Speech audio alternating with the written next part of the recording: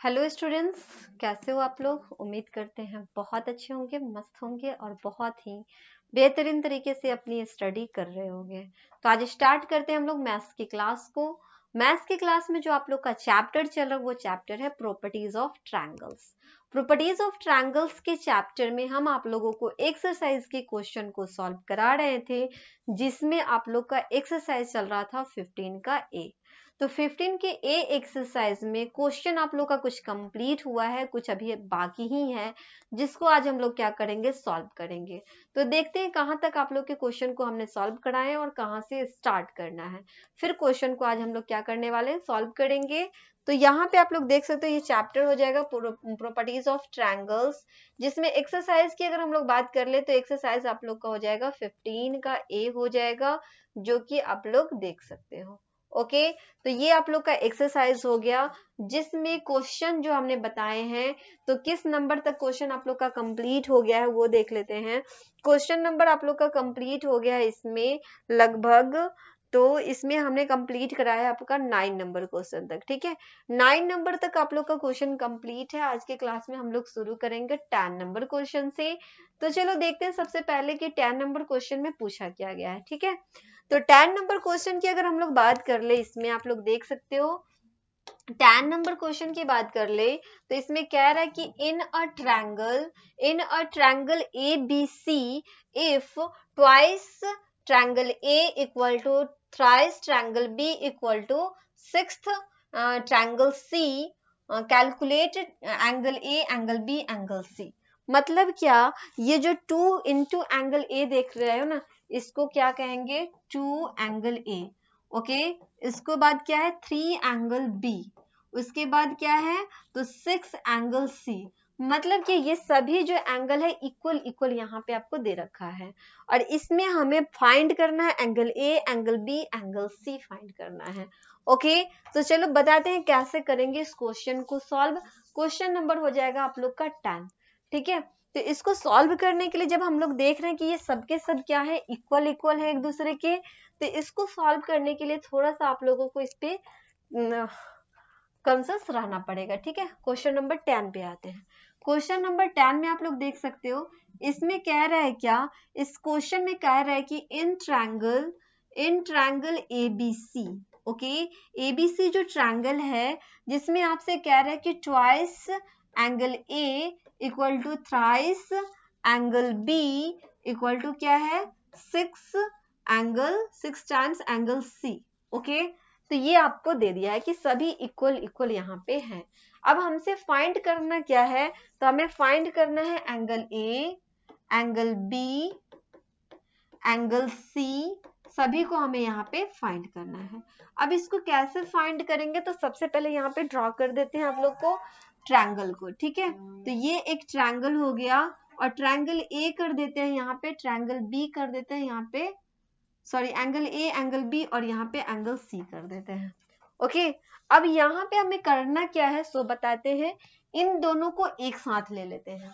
ठीक है, इन दोनों को एक साथ लेंगे, फिर इन दोनों को एक साथ लेंगे।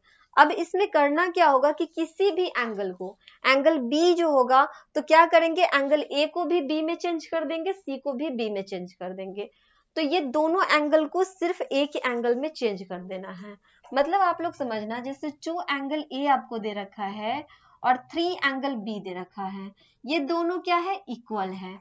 तो अब इस एंगल ए को क्या करते हैं, बी में कन्वर्ट कर देते हैं। ठीक है, एंगल ए को भी क्या करते हैं, एंगल बी में कन्वर्ट कर देंगे।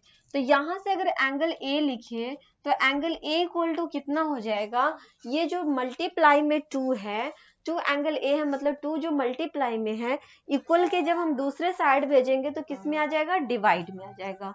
मतलब यहाँ पे हो जाएगा 3/2 एंगल बी हो जाएगा। ठीक है, एंगल ए इक्वल टू क्या हो जाएगा, 3/2 एंगल बी हो जाएगा। और एंगल बी तो ऑलरेडी हमारे पास है ही है, अब एंगल सी को भी बी में कन्वर्ट कर देते हैं। ठीक है, तो यहां से हो गया एंगल ए आ गया, हमें एंगल ए इक्वल टू क्या हो गया, अब 3/2 एंगल बी हो गया। उसके बाद अब हम लोग करते हैं, इन दोनों को एक साथ ले लेते हैं।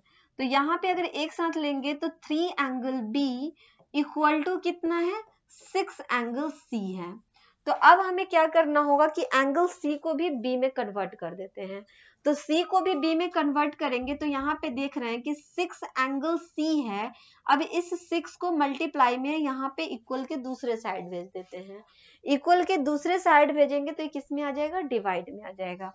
तो डिवाइड में आ गया, मतलब इसको क्या करेंगे 3/2 हो जाएगा। ये क्या, सॉरी 3 बाई क्या हो जाएगा 6 हो जाएगा।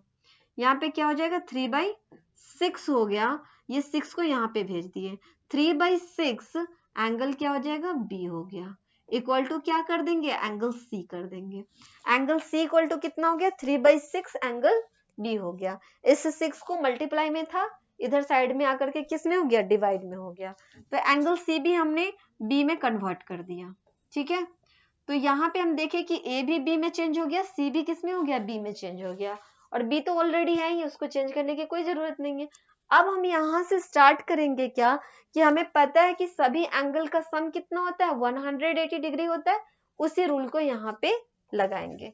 तो यहाँ पे लिखेंगे we know that the sum of all angle of a triangle is 180 degree. अब हमें ये चीज पता है कि जो सभी एंगल का सम होता है वो कितना होता है 180 डिग्री होता है। यहां से इसको साइड कर देते हैं। ओके, चलो अब क्या करना है, हमें सभी को सम करना है। तो जब सभी को सम करना है तो एंगल ए लिखेंगे क्या, यहाँ पे angle A plus angle B plus angle C equal to कितना होता है 180 डिग्री होता है। जहां पे एंगल ए हमें मालूम चला गया है, एंगल ए के जगह पे हम लोग क्या कर सकते हैं 3/2 एंगल बी लिखेंगे, क्योंकि इसको बी में कन्वर्ट कर दिए हैं। तो जहां पे एंगल ए है उस जगह पे क्या कर सकते हैं 3/2 एंगल बी लिख सकते हैं। तो इस जगह पे क्या करते हैं 3/2 एंगल बी कर देते हैं। और इस एंगल बी को चेंज करने की जरूरत नहीं, क्योंकि ये ऑलरेडी एंगल बी में है। एंगल सी की बात करें तो सी इक्वल टू हमने अभी यहाँ पे कितना किया है, तो एंगल सी इक्वल टू है 3/6 एंगल बी है। तो इसको भी कर देते हैं 3/6 एंगल बी। तो सभी के सभी बी में चेंज हो गया, इक्वल टू कितना हो जाएगा 180 डिग्री हो जाएगा। तो सबको हमने क्या किया बी में चेंज कर दिया। अब इसको कैलकुलेट आगे करेंगे तो ये हो जाएगा आपका 3/2 angle B plus angle B plus 3/6 angle B equal to है 180 डिग्री। अब इसमें हम लोग को क्या करना होगा, एलसीएम ले लेना होगा। तो 2 और 6 का क्या करेंगे, एलसीएम ले लेंगे। तो 2 और 6 का जब हम लोग एलसीएम लेंगे तो हमें कितना आ जाएगा 6 आएगा। फिर क्या करेंगे, इस 2 से 6 में डिवाइड कर देंगे। 2 से 6 में डिवाइड करेंगे तो कितना आएगा, 2 3 होता है 6, 2 3 कितना होता है 6 आएगा। और जो 3 आया है उस 3 से इसको मल्टीप्लाई करेंगे, 3 3 हो जाएगा 9, मतलब 9 एंगल बी हो गया। उसके बाद यहाँ पे क्या है, यहाँ पे हमारा 1 है, ठीक है, यहाँ पे 1 है। 1 से 6 में डिवाइड करेंगे तो कितना आएगा 6 ही आएगा। और 6 से 1 में मल्टीप्लाई कर देंगे 6 ही होगा, मतलब 6 एंगल बी हो गया। प्लस करेंगे, फिर 6 से 6 में डिवाइड करेंगे 1 आएगा, 6 1 जा 6 होता है, उस 1 से 3 में मल्टीप्लाई करेंगे 3 1 जा 3 हो जाएगा, मतलब 3 एंगल बी हो गया। इक्वल टू कितना हो गया 180 डिग्री, तो 180 डिग्री कर देंगे। अब यहाँ पे क्या करेंगे, सभी को सम कर देंगे।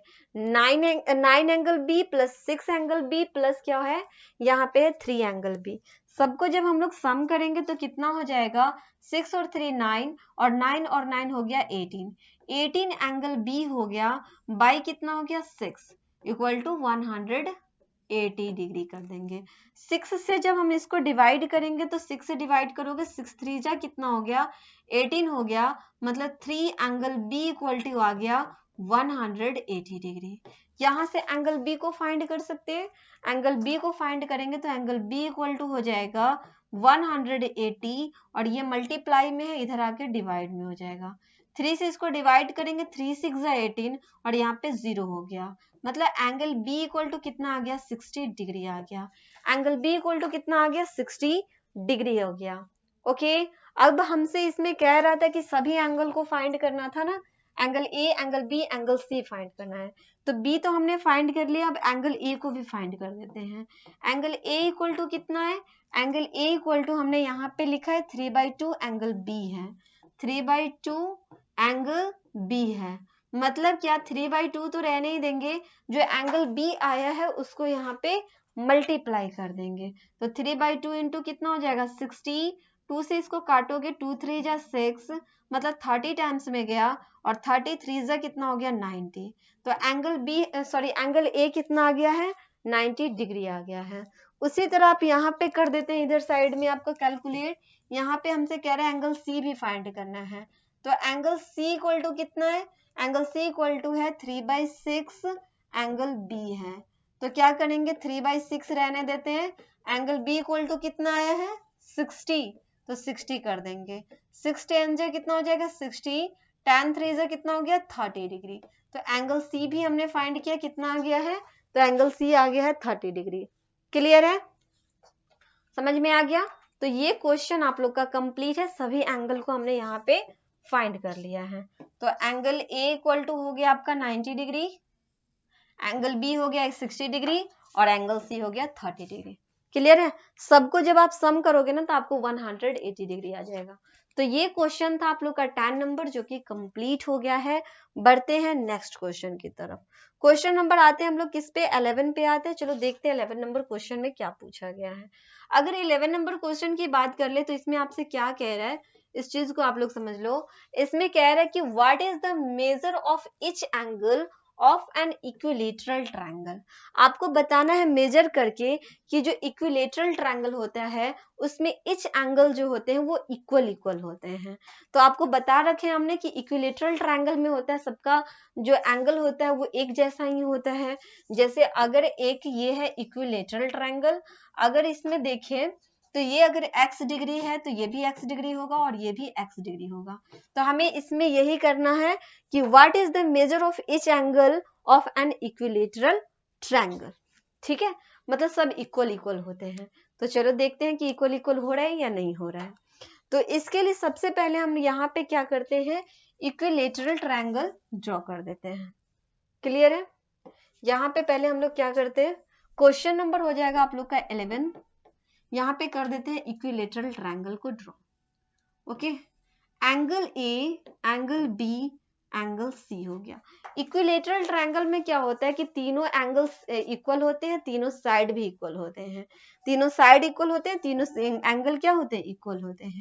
अगर ये x डिग्री है तो ये भी x डिग्री होगा और ये भी क्या होगा, x डिग्री होगा। ठीक है, सभी इक्वल हो जाएंगे, सभी एंगल इक्वल होंगे।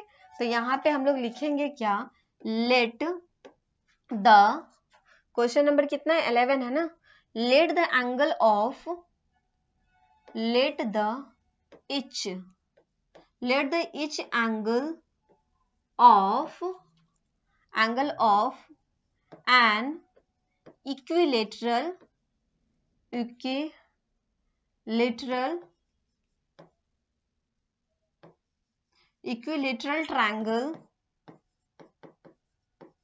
Triangle is x degree.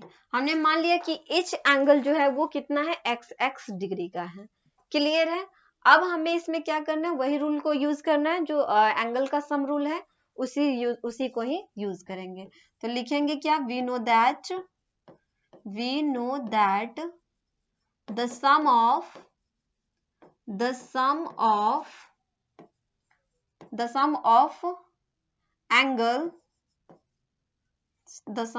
All angle लिख देते हैं, the sum of all angle of a triangle is 180 degree. हमें पता है कि सभी एंगल का सम कितना होता है, 180 डिग्री होता है। तो क्या लिखेंगे, यहाँ पे लिखेंगे angle A plus angle B plus angle C equal to कितना हो जाएगा, 180 डिग्री होगा।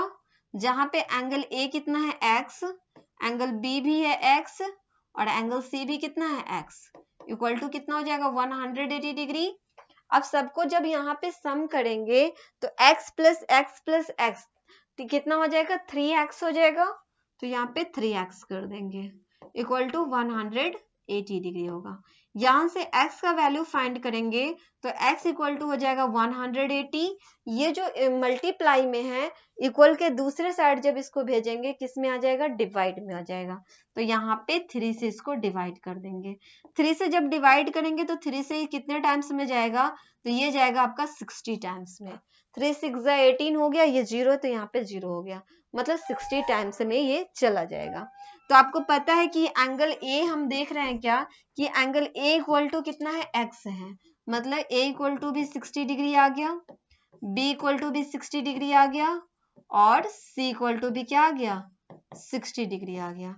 तो ये एंगल ABC क्या हो गया, angle ABC is a sorry triangle ABC is a equilateral triangle, equilateral triangle.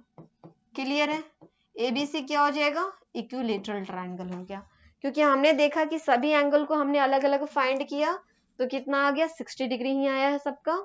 Okay, ये क्वेश्चन आप लोग का था 11 नंबर जो कि कंप्लीट है। बाकी का जो नेक्स्ट क्वेश्चन उसको हम नेक्स्ट क्लास में बता देंगे। फिर मिलते हैं नेक्स्ट क्लास में, तब तक के लिए आप लोग रिवीजन करते रहो, प्रैक्टिस करते रहो, अच्छे से आप लोग तैयारी करते रहो। Okay bye and thank you.